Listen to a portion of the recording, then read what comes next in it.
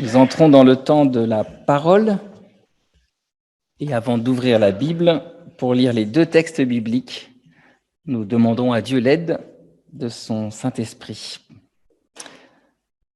Notre Père, nous te prions de renouveler nos vies, de les rendre claires et belles sous la lumière de l'Évangile.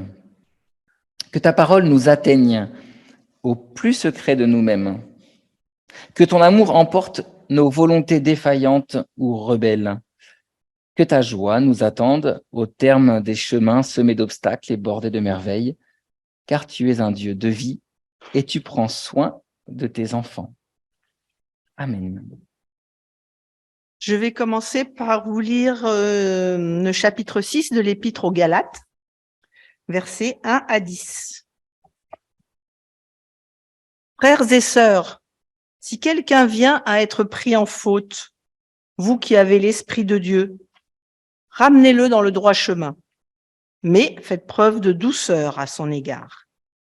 Et prenez bien garde, chacun, de ne pas vous laisser surprendre par l'épreuve, vous aussi. Aidez-vous les uns les autres à porter vos fardeaux. Vous obéirez ainsi à la loi du Christ. Si quelqu'un pense être important alors qu'il n'est rien, il se trompe lui-même. Que chacun examine sa propre conduite. S'il peut en être fier, il le sera alors par rapport à lui seul, et non en se comparant avec autrui, car chacun portera sa propre charge. Que celui qui est instruit dans la foi chrétienne partage les biens qu'il possède avec celui qui lui donne cet enseignement. Ne vous y trompez pas, on ne se moque pas de Dieu. Chacun récoltera ce qu'il aura semé. Si une personne sème en suivant ses propres penchants, la récolte qu'il en aura sera la mort. Mais si elle sème ce qui plaît à l'Esprit Saint, la récolte qu'elle en aura sera la vie éternelle. Ne nous lassons pas de faire le bien, car si nous ne nous décourageons pas, nous aurons notre récolte au moment voulu. Ainsi, tant que nous en avons l'occasion, faisons du bien à tous, et surtout à nos frères et sœurs dans la foi.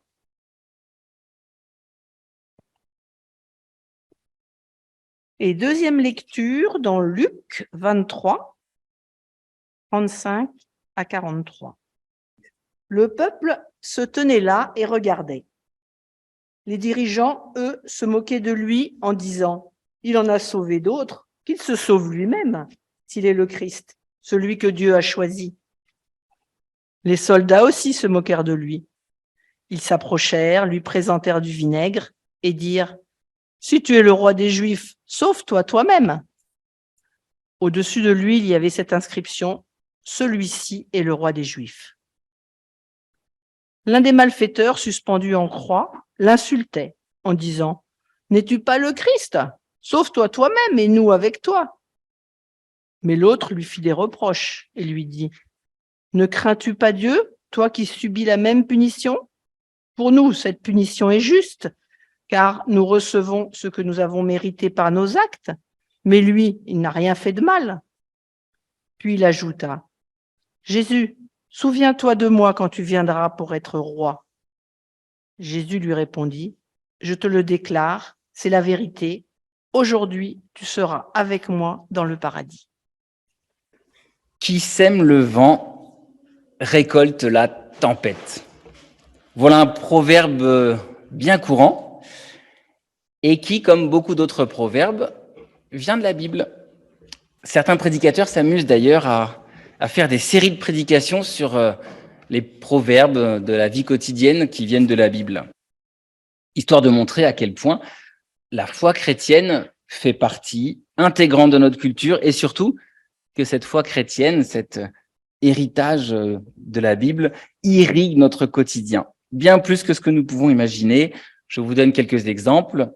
À chaque jour suffit sa peine, nul n'est prophète en son pays, tant qu'il y a de la vie, il y a de l'espoir, rendre à César ce qui est à César, etc., etc. Pour ma part, je ne vais pas faire une série de prédications sur les proverbes, mais ce matin, je vous propose de vous arrêter uniquement sur ce proverbe qui sème le vent et récolte la tempête. Et ce, dans le cadre de notre thème du mois de novembre, construit lui aussi sur une expression biblique. Après moi, le déluge. On a rajouté un petit point d'interrogation. Après moi, le déluge. Après nous, le déluge. Bon, vent, tempête, déluge. Vous comprenez qu'aujourd'hui, on va beaucoup parler de météo dans cette prédication, avec un petit tricotage entre la météo extérieure et la météo intérieure. Vous connaissez la météo intérieure? On va voir. Météo extérieure, en ce moment, c'est l'automne et l'arrivée du froid. D'ailleurs, vous avez remarqué, ce matin, le chauffage, il a marché. Youpi! Je ne sais pas si ça s'est fait tout seul ou si quelqu'un est intervenu. Donc, l'arrivée du froid, ça c'est la météo extérieure, mais aussi l'inquiétude suscitée par les changements climatiques, un été caniculaire, un automne beaucoup trop doux, des nappes phréatiques qui ne se remplissent pas. Si vous avez écouté les infos ce matin, vous avez peut-être entendu comme moi qu'aujourd'hui, ce dimanche, c'était à la fois le dernier jour de la COP27, donc conférence internationale sur les enjeux climatiques, et en même temps, le premier jour de la Coupe du Monde de foot, de foot masculin, qui se déroulera pour la première fois au milieu du désert, dans des gigantesques stades climatisés. Alors oui, décidément, la météo s'invite vraiment dans notre actualité. Météo extérieure. Et la météo intérieure alors? Météo intérieure, c'est tout à fait autre chose. Et c'est beaucoup plus difficile d'en parler puisque c'est quelque chose de très intime, de très personnel. C'est en quelque sorte l'humeur qui nous anime et qui varie d'ailleurs selon la journée. La météo à l'extérieur, elle change selon la journée, notre humeur aussi, elle change et c'est pour ça qu'on appelle ça la météo. Ce matin, pour venir au culte, chacun est venu avec sa propre météo intérieure que je ne peux préjuger. Grand soleil ou alors au contraire grisaille plombante, tempête ou alors calme plat, temps clair ou alors brouillard complet. Ces catégories sont souvent utilisées par les pédagogues en début de séance pour rassembler le groupe, pour accueillir chacun, ou alors elles sont utilisées pour faire le bilan à la fin d'une séance. Comment vous vous sentez après cette séance? Puis on met des petits émoticônes ou des petits éléments de météo. Le proverbe qui sème le vent récolte la tempête vient de la Bible, je vous l'ai dit, et il vient plus précisément du prophète Osée. Hop. Osée qui écrit « Sonnez du corps, donnez l'alarme, comme un vautour, le malheur s'abat sur le pays du Seigneur. C'est que les gens d'Israël ont violé les engagements qui les liaient à moi. Dit le Seigneur, ils se sont opposés à mon enseignement. Ils ont beau me crier, mon Dieu, nous sommes Israël, nous te reconnaissons, nous. Ils ont rejeté ce qui est bien, alors l'ennemi les met en fuite. Ils établissent des rois, j'aime bien ce verset, il m'a beaucoup amusé. Ils établissent des rois, mais sans demander mon avis. Ils demandent des ministres, mais sans me mettre au courant. Ils prennent leur argent, leur or pour se faire des idoles. Bon moyen de le perdre, bon moyen de perdre son argent. Jean de Samarie, votre veau est répugnant, vous avez provoqué mon indignation, jusqu'à quand restez-vous votre veau, je passe. Puisque vous semez le vent, vous récolterez la tempête. Voilà, ça y est, on a trouvé le proverbe. Donc, Osée 8, 7, puisque vous semez le vent, vous récolterez la tempête. Comme le dit le proverbe, à blé sans épis, point de farine. Bon, ça, par contre, on le connaît moins, celui-là. Et s'il en donne, tout de même, ce sont des étrangers qui le consommeront. Donc, bonne ambiance. Hop, ça c'est avec les prophètes, on s'ennuie pas. Ce que dénonce ici le prophète Osée, c'est l'infidélité du peuple qui a recherché la prospérité économique. Tiens, ça me rappelle quelque chose. En oubliant qu'il avait tout reçu de Dieu et en oubliant de pratiquer la justice. Pour Osée, c'est donc une question de logique. Les malheurs qu'Israël reçoit, ce ne sont pas une punition de Dieu, mais c'est une conséquence directe de leur comportement. On récolte ce qu'on a semé. Vous avez peut-être noté dans le passage de Paul aux Galates qu'on a lu, que lui aussi fait le même constat. Je crois que je l'ai mis là. Non, c'est après. Ne vous y trompez pas. Donc c'est Galates 6, 7. On l'a lu ce verset. Ne vous y trompez pas. On ne se moque pas de Dieu, l'homme récoltera ce qu'il aura semé. Aujourd'hui, j'ai vraiment l'impression qu'on se moque de Dieu, en fait.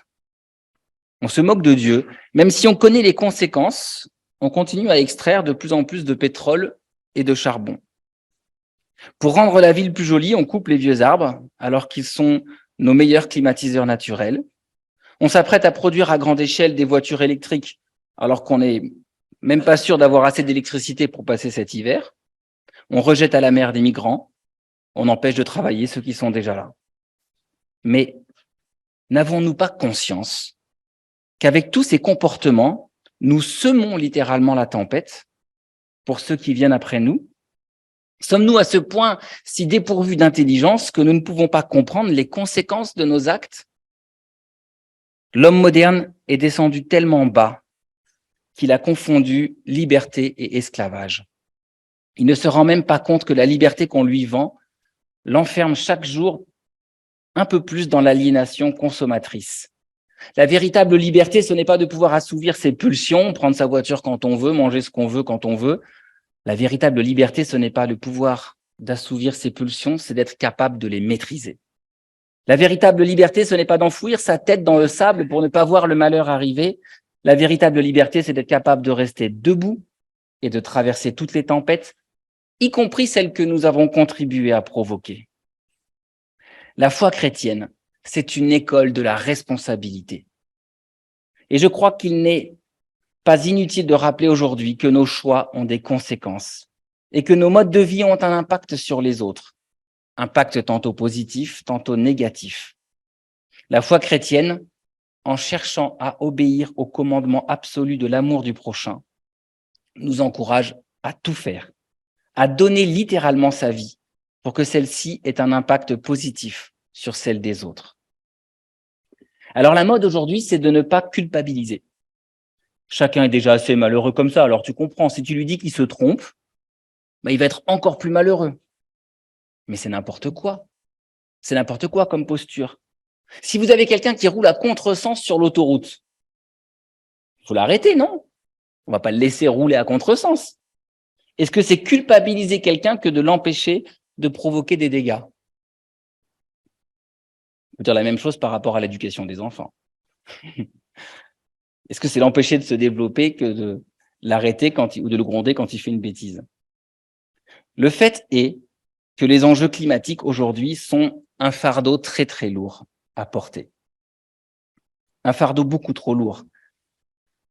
Parce que les conséquences de notre mode de vie sur les autres sont immenses.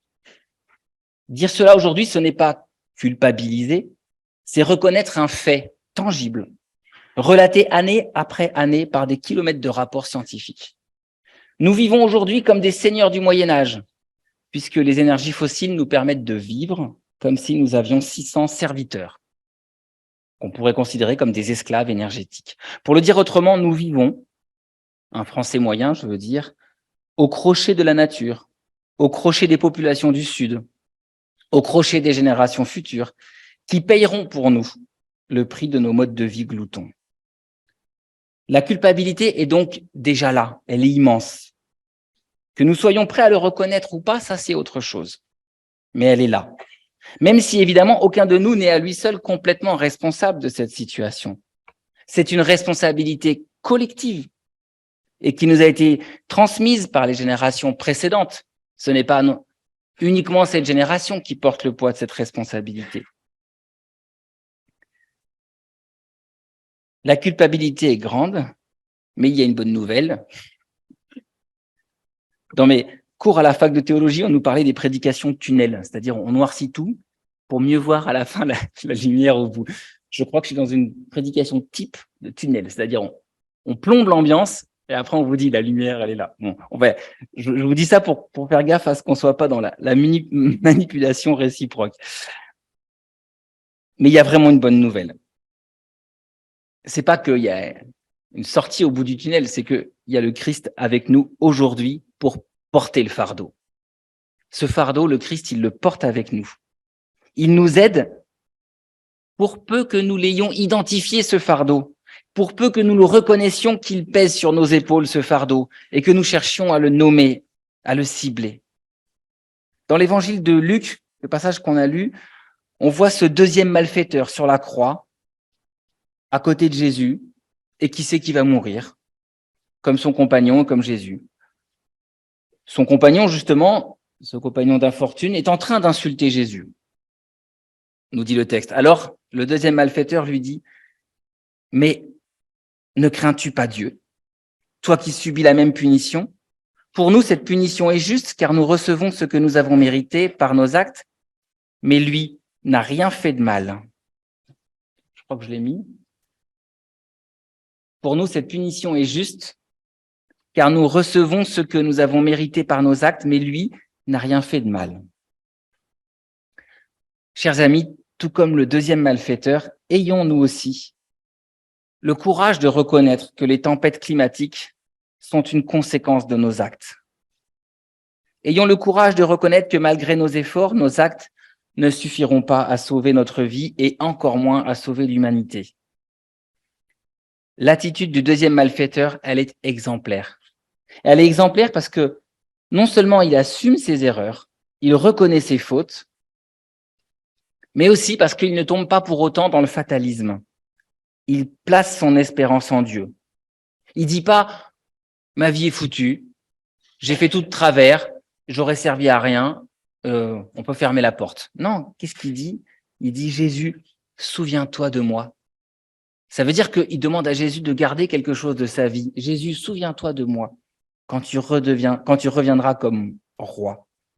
Cet homme ne se moque pas de Dieu. Il ne cherche pas non plus à le manipuler, comme essaye de faire l'autre malfaiteur. Si tu es vraiment le Christ, sauve-toi toi-même et puis sauve-nous aussi au passage. Donc ça, c'est de la manipulation. Prouve-moi que tu es le Christ en me sauvant. Donc on met la pression sur Dieu pour qu'il nous sauve. Le deuxième malfaiteur n'est pas dans cette attitude. Il n'essaye pas de monnayer son salut à grand renfort d'auto-justification. Ah, tu sais, mais j'ai fait ça, ça, ça et ça qui sont bien. Il n'est pas non plus dans un activisme moralisateur. Cet homme qui dit sa soif de Dieu, Jésus va lui répondre. Il lui répond et il lui dit « Je te le déclare, c'est la vérité. Aujourd'hui, tu seras avec moi dans le paradis. » Étonnant, cette référence au paradis, un terme d'origine perse qui désigne un jardin magnifique. Vu que ce mot n'apparaît que 3 fois dans tout le Nouveau Testament, il ne faut pas lui donner une réalité autre que sa portée symbolique. Nous ne savons, disons-le clairement, nous ne savons absolument pas à quoi ressemble la vie après la mort. Mais avec cette phrase, Jésus donne la vie, il redonne la vie, il donne littéralement la vie à l'homme qui a respecté Dieu. Le paradis, c'est un terme qui symbolise la vie puisqu'il désigne un jardin fertile, où toutes les espèces cohabitent dans la paix et l'abondance. Sœurs et frères, n'ayons donc pas peur de la tempête que nous avons contribué à causer. Tournons nos cœurs vers Dieu pour suivre Jésus, coûte que coûte, sur ce chemin de l'amour. Que nos efforts de chaque jour visent non pas à nous sauver nous-mêmes, mais à laisser sur cette terre une empreinte la plus belle possible. Que nos efforts de chaque jour contribuent à entretenir le jardin de la création pour le bonheur de l'humanité, le bonheur des autres, pour le bonheur de Dieu et pour le nôtre aussi, évidemment. Amen.